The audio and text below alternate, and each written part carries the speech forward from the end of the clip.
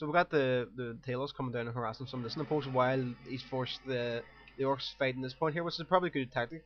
So we got the speed upgrade for his troops, just like totally charging at the Orc player, like just trying to do as much damage as possible. He's got that the slow spell on the stasis spell on the or shooter boys. So it looks like or tank busters. Sorry, so it looks like they're actually gonna go down.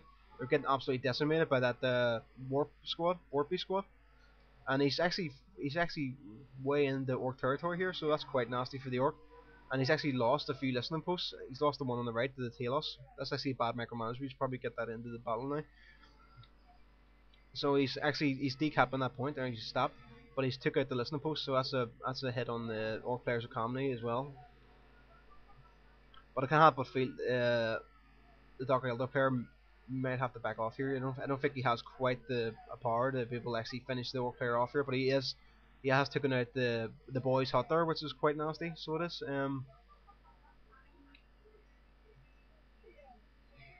It's quite an interesting battle here. It looks like the Dark Eldar have been broken here, the Witch Squad, so they're gonna have to back off.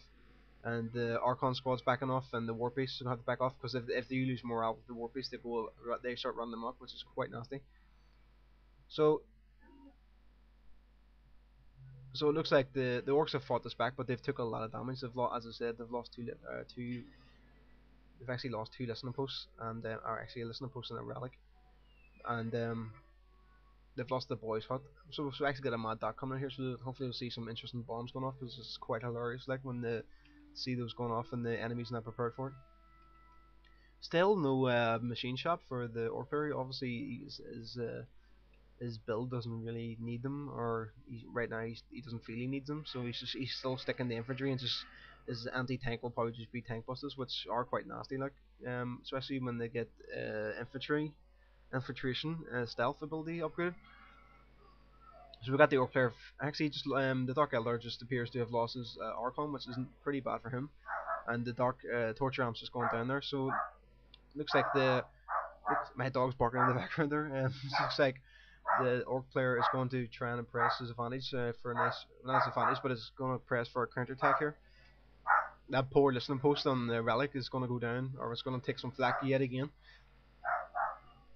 So he's got that nice speed upgrade for his Dark Eldar, which seems to be helping a lot. So it does gets his troops into combat really fast. And we've got our Raider here yet again. So without any tank busters, I'm not sure if he has any tank busters. Oh, we got the Mad Dog bomb going off here. So I'm not sure where exactly it is, but it's gonna go off. That was a pretty bad spot. It seemed to have like I'm not sure if it can actually damage the Orc's own units, but it didn't seem to be. There was no Dark Eldar anywhere near that. So this is a pretty good match. Like it's very back and forth. Um, the Orc player just seems he never really wants to press. He never managed to actually take out the listening post here. So that wasn't as very successful. It seems to be like with every attack, the Orc seems to be losing any sort of advantage. He's like doing less damage every time.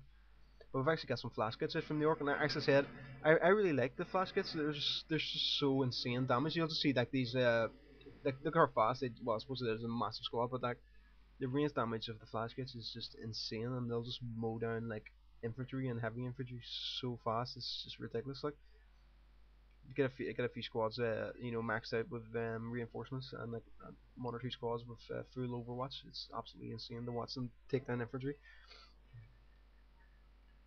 So we got the Dark Elder. He's actually pushing past as well here. He feels comfortable enough to go back into the Orc player's base.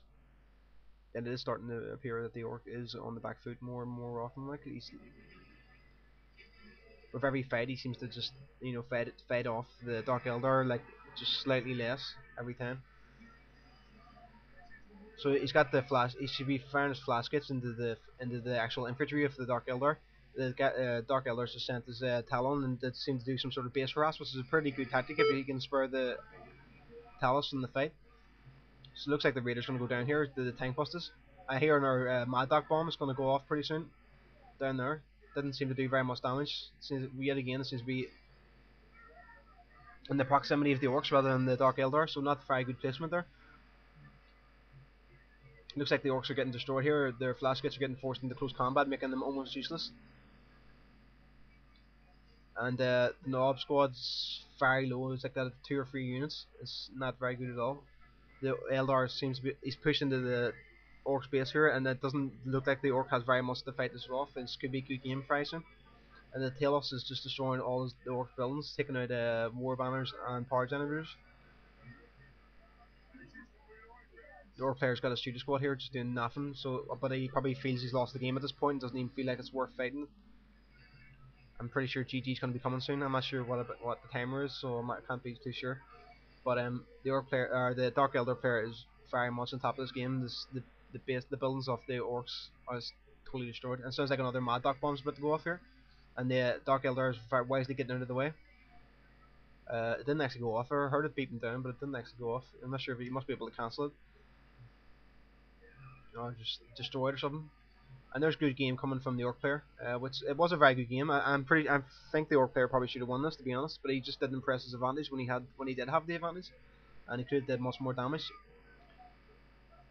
So yeah, it was a pretty good game. I think he should have went instead of just like he attacked the relic, and he never actually really pressed on after that. Although at the start he was in the Eldar space. Actually, it looked like it was going to be one of those quick, good games, like similar to my own games, where I sort of tend to win in the first like 5 or like somewhere between 5 and 10 minutes. But the Dark Eldar player fought very well, and he used his advantages quite clever. Like he's a very good spell use allowed him to decimate the orcs and also speed up his own melee troops to get them into close combat as quick as possible. So looks like the orcs have just like their buildings seem to be just like blowing up that warbeast squad. But as I said, at this point in the game, there's no real difference. Like I'm seeing Mad Dog on there dropping a big bomb, a burner bomb, so this it's gonna go off. Yeah, nice. The homunculus takes it right in the face. So he's too hardcore to die to a massive nuclear bomb, of course. Um, so we got the Deus of Destruction, which I'm pretty sure is the thing's maximum super unit. Yeah, it says Ultimate Fake Killer, so that's pretty cool just to see it out. Like, although it looks a bit too much like the Raider from my looking, like you see the Archon sitting in it like a pimp, just chilling out in his big his big Deus like. So got the Ravager out, and this is GGM. Like our players just sitting in here for the fun of it and taking just the Watson space get destroyed. So that's it. That looks like a good game, guys. So I hope you enjoyed, and catch us next time.